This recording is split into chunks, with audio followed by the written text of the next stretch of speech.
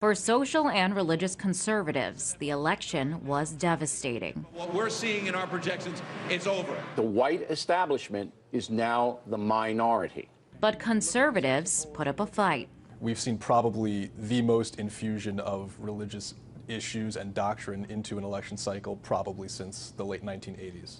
During the primaries, Rick Santorum rose as a frontrunner, providing the social conservative platform many Republicans yearned for.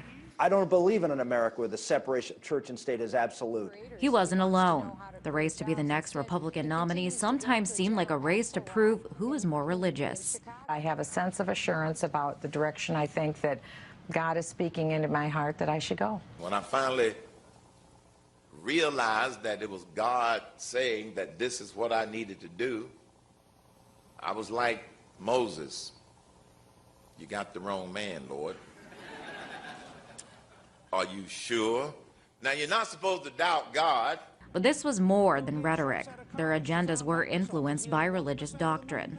The social issues have really been consumed by a religious agenda, at least for the religious right. I mean, there's no question that they're fighting as hard as they can to get abortion banned and gay marriage banned. 78% of white evangelical Christians went for Romney, according to exit polls. Despite their efforts, historic victories for gay marriage, and 2 states voted to legalize marijuana.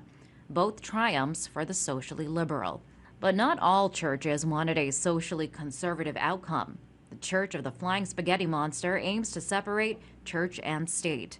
The religious satire has over 200,000 followers on Facebook. It's part of Pastafarianism, and members claim they're touched by his noodly appendage.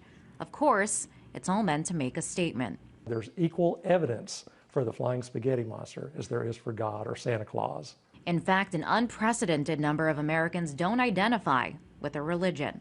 The number of non-believers, or actually people with no religious affiliation, they call them the nuns, is growing rapidly. Recent data from the Pew Research Center shows 1/5 of Americans and 1/3 of adults under 30 have no religious affiliation. That's the highest percentage ever in its polling. We have a problem with people trying to use their religious doctrine to dictate national policy. Well, this election's results reflect an America that is changing, the demographics shifting, and political candidates no longer need to pin their hopes on winning over the evangelical votes. In Washington, Liz Wall, RT.